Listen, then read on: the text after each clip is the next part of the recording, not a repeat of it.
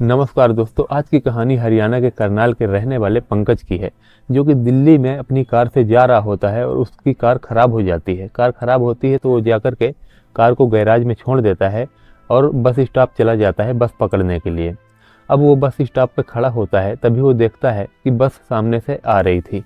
जैसे ही बस आती है वो फटाफट बस में चढ़ जाता है और वो बस में नज़र मारता है तो बस में सारी सीटें जो है भरी हुई थी, कोई भी सीट खाली नहीं दिख रही थी।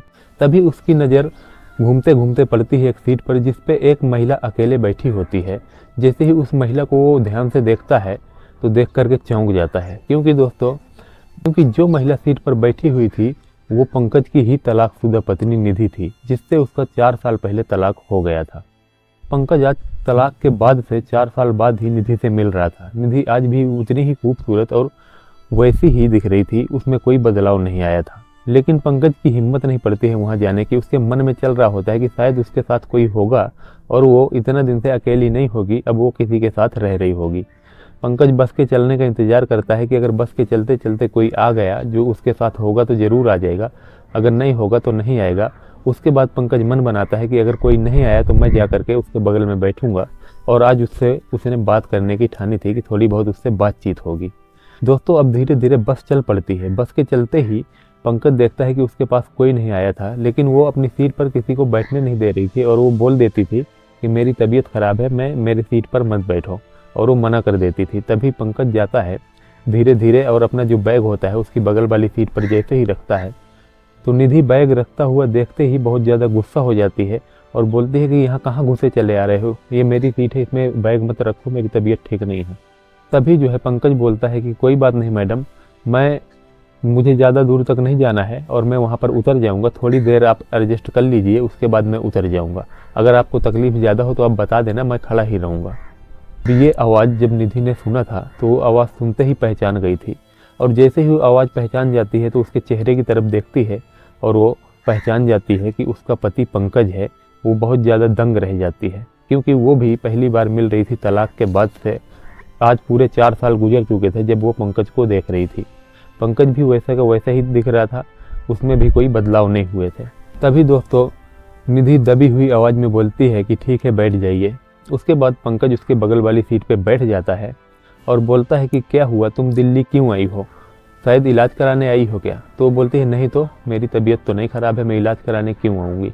तो वो बोलता है कि मैं तुमको सुन रहा था, लोगों को तुम अपनी सीट पे बैठने नहीं दे रही थी, बोल देती थी कि मेरी तबीयत ठीक नहीं है, इसलिए तुम 2 सीटों पे बैठी हुई थी और किसी को अपनी सीट पर बैठने नहीं दे रही थी। निधि बोलती है कि नहीं, मैं ऐसा कुछ नहीं है, तबीयत ख़राब नहीं है, मैं अपना नहीं बैठने देती थी दूसरे इंसान को, किसी को अपने बगल में। मैं किसी लेडीज़ का इंतज़ार कर रही थी, अगर लेडीज़ कोई आती तो ही मैं सीट उसको देती। भी दोस्तों पंकज उससे बोलता है कि मैं तो बैठ सकता हूँ ना। तो वो बोलते हैं कि हाँ ठीक है, बैठ जाइए, कोई दिक्कत नहीं है, आप बैठिए आराम से। उसके बाद पंकज वहीं पे बैठ जाता है और अब निधि के बगल में उसका पति पंकज बैठा हुआ था, जो तलाकशुदा पति है। अब निधि अपना बस की खिड़की से इधर उधर देख रही होती है और बीच बीच में वो पंकज के चेहरे की तरफ भी देख लेती और फिर खिड़की से बाहर की तरफ देखने लगती थी। ऐसा ही चल रहा होता है। तभी जो है पंकज उससे बोलता है कि तुम बताई नहीं कि तुम क्या करने आई हो यहाँ। तो वो बताती है कि मैं अपने एक फ्रेंड से मिलने आई हूँ, जिससे मुझे कुछ काम थे, उसके बाद मैं फिर से वापस चली जाऊँगी। और अब निधि पूछती है पंकज से कि पंकज तुम यहाँ क्या करने आए हो। तो वो बताता है कि मैं अपना यहीं छोटा मोटा काम धंधा करता हूँ, उसी के सिलसिले से मैं जा रहा था, मेरी गाड़ी ख़राब हो गई थी, इसलिए मैं आज बस का सफ़र कर रहा हूँ। निधि बोलती है कि कौन सी गाड़ी? वो बोलता है कि मेरे पास 4 व्हीलर है, मैं उसी से आया जाया करता हूँ अक्सर, वो आज ख़राब हो गई थी। इतना सुनने के बाद निधि को लगता है कि उसका पति बहुत बड़ी बड़ी फेंक रहा है, क्योंकि उसके पास तो मोटरसाइकिल तक लेने के पैसे नहीं हुआ करते थे, वो कार कहाँ से ले लेगा। और निधि के मन में ये सब चल रहा होता है। उसके बाद पंकज जो है निधि से फिर पूछता है। पंकज बोलता है कि निधि क्या बात है, तुम बहुत उदास उदास सी लग रही हो, कोई दिक्कत है क्या? लेकिन वो बोलते हैं कि नहीं तो, मैं कहाँ उदास हूँ, कोई दिक्कत नहीं है, कोई परेशानी नहीं है, मैं ठीक हूँ। तो पंकज पूछता है कि तुम जो है यहीं दिल्ली में ही काम वाम करती हो क्या? तो वो बोलते हैं कि नहीं, मैं दिल्ली पहली बार आ रही हूँ, मेरी फ्रेंड ने बुलाया है किसी काम से, इसीलिए मैं आई हूँ। तभी निधि जो है पंकज से पूछती है कि और बताओ पंकज, तुम्हारे हाल कैसे हैं, बहुत दिन बाद दिखे हो, और क्या चल रहा है, शादी वादी तुम कर लिए या नहीं, या आज भी ऐसे ही हो? तो पंकज बताता है कि नहीं, शादी वादी तो नहीं हुई है, हाँ बात चल रही है एक जगह, देखो हो जाती है तो हो ही जाएगी। उसके बाद पंकज भी निधि से पूछता है कि तुम बताओ, तुम अभी तक अकेले ही हो या तुम शादी कर चुकी हो। तो निधि बताती है कि नहीं, शादी मेरी तो नहीं हुई है। दरअसल मैं यहाँ दिल्ली अपने दोस्त के पास इसीलिए आई हूँ कि उसने मेरे लिए कोई रिश्ता देख रखा है और उसी ने मुझे बुलाया है और बोला है कि आकर के अपना तुम भी देख लेना, लड़का बहुत अच्छा है और कमाऊ है, अच्छा खासा उसका काम धंधा चल रहा है। इतना सुनने के बाद पंकज थोड़ा उदास हो जाता है। उसके बाद दोनों शांति से थोड़ी देर बैठे रहते हैं। उसके बाद निधि जो है अपने पर्स से पॉपकॉर्न निकालती है और वो उस पैकेट को फाड़ करके और पंकज की ओर करती है, बोलती है लो खा लो तुम भी। उसके बाद पंकज बोलता है कि नहीं ठीक है तुम खाओ। तो निधि बोलती है कि हाँ तुम कहाँ खाओगे, तुम्हारा तो कुछ और ही चलता है। तो अब पंकज बोलता है कि नहीं नहीं, अब ऐसा कुछ नहीं है, मैं सब कुछ छोड़ चुका हूँ, अब मैं खाता पीता नहीं हूँ। तो निधि बोलती है कि सच, झूठ तो नहीं बोल रहे हो। पंकज बोलता है नहीं, मैं सच में सब कुछ छोड़ चुका हूँ। निधि बोलती है कि तुम कब से ये सब छोड़ दिए। फिर पंकज बताता है निधि को कि जब हमारा दोनों का तलाक हो गया था उसके बाद से मेरा ये सब चीज़ें बंद हो गई हैं। उसके बाद मैंने कभी नशे को हाथ नहीं लगाया है। इतना सुनने के बाद निधि बोलती है कि बहुत खुशी हुई ये बात सुन करके कि तुमने सब कुछ छोड़ दिया है। हालांकि दोस्तों निधि और पंकज के तलाक का कारण यही जो है नशा ही था। पंकज बहुत ज़्यादा नशे किया करता था, जिससे उन दोनों के बीच काफ़ी ज़्यादा झगड़ा हुआ करता था और झगड़ा इतना बढ़ जाता था कि मारपीट तक पंकज उसके साथ कर देता था। इस कारण से निधि ने पंकज से अलग होने का फैसला कर लिया था। हालांकि जो पंकज के माता पिता थे उन्होंने भी निधि को यही सलाह दी थी कि तुम जो है इससे अलग हो जाओ, ये तुम्हें कभी नहीं समझेगा और न कभी सुधरने वाला है। इसलिए निधि उससे अलग हो गई थी। लेकिन आज जब वो सुन रही थी कि वो सब कुछ छोड़ चुका है तो निधि को बहुत खुशी होती है और वो बोलती है कि ठीक है तुम भी अपना देख लो, जहाँ ठीक ठाक लगे तो तुम भी अपना घर बसा लो और मस्त ज़िंदगी निकलने लगेगी तुम्हारी भी, क्योंकि तुम भी अब कोई भी नशा नहीं करते हो। तुम्हारे साथ जो रहेगी वो भी खुश रहेगी। काश अगर तुम पहले से ही ऐसे होते तो हम दोनों अलग ही ना हुए होते। लेकिन दोस्तों इतना सुनने के बाद पंकज के जो है मन में अंदर ही अंदर चल रहा होता है, क्योंकि वो आज भी जो है बहुत ज़्यादा उसको प्यार करता था, उसके साथ रहना चाहता था, लेकिन अपने मन की बात उसको बता नहीं पा रहा था। उसकी हिम्मत नहीं पड़ रही थी कि निधि को वो बोल सके कि वो आज भी उसके साथ रहना चाहता है। अब ये सब बातें चल रही होती हैं। अब धीरे धीरे पंकज का भी स्टॉप आने वाला था, निधि को अगले स्टॉप पे उतरना था। जिस स्टॉप पे निधि को उतरना था पंकज उससे बोलता है कि अगर तुम्हें दिक्कत ना हो तो चलो मैं तुमको छोड़ देता हूँ, क्योंकि तुम यहाँ पर नई हो। तो वो बोलते हैं नहीं मैं चली जाऊँगी, मेरी दोस्त वहीं पर मुझे मिल जाएगी, जहाँ पर मैं उतरूँगी तो मैं वहीं से अपने दोस्त के साथ चली जाऊँगी। दोस्तों निधि पंकज से ये भी पूछती है कि अब ये बताओ घर में सब कोई कैसे हैं और तुम्हारी जो है छोटी बहन कैसी है। तो बताता है कि वो भी ठीक है, अब उसकी शादी भी हो चुकी है। तो बोलती है शादी कब हुई। तो बोलता है कि पिछले ही साल हो गई थी। निधि बताती है कि मैं तुम्हारी छोटी बहन को बहुत ज़्यादा मानती थी, बहुत प्यार करती थी, वो भी मुझे बहुत मानती थी, उसकी मुझे अक्सर यादें आती रहती हैं, इसलिए मैंने पूछ लिया। हालांकि तलाक के बाद से कभी मुलाकात नहीं हुई है। अब दोस्तों चलते चलते पंकज का स्टॉप आ जाता है। पंकज जो है छोड़ के जाना नहीं चाहता था, उसका मन नहीं कर रहा था, वो शायद कुछ कहना चाहता था लेकिन कह नहीं पा रहा था। अब मजबूरी में वो अपने स्टॉप पे उतर जाता है और अगला स्टॉप आता है जब, तो आगे चल करके निधि भी उतर जाती है। निधि की जो दोस्त रिंकी होती है वो भी मिल जाती है और रिंकी के साथ निधि जो है वहाँ रूम में चली जाती है जहाँ पर निधि रहती थी। अब दोस्तों रिंकी निधि से पूछती है कि और बताओ सफ़र कैसा कटा, सफ़र में कोई दिक्कत तो नहीं हुई।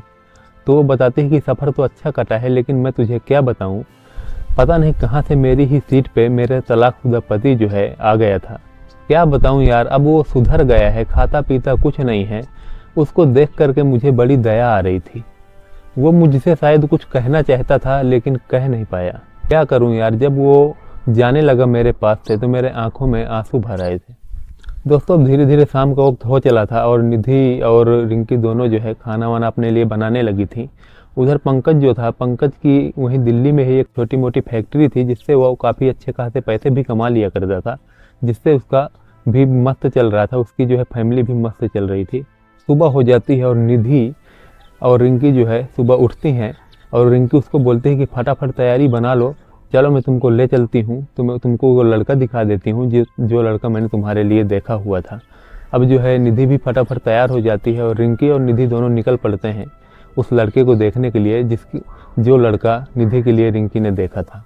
दोस्तों रिंकी जो है निधि को लेकर एक फैक्ट्री में जाती है और उस फैक्ट्री में जाने के बाद रिंकी निधि को वहीं ठहरने के लिए बोलती है और वो अंदर चली जाती है। अंदर ऑफिस में जाती है तो वहाँ पर जो उसके बॉस होते हैं जाकर के बॉस से बोलती है कि सर वो लड़की को मैं लेकर के आ गई हूँ, चलिए आप भी देख लीजिए, आप अगर कहें तो हम यहीं उसको बुला लें, और बहुत ही अच्छी और बहुत ही सुंदर लड़की है, आप उसको ना नहीं कर पाएंगे। उसके बाद जो है उसके बॉस बोलते हैं कि ठीक है, लड़की को यहीं बुला लो।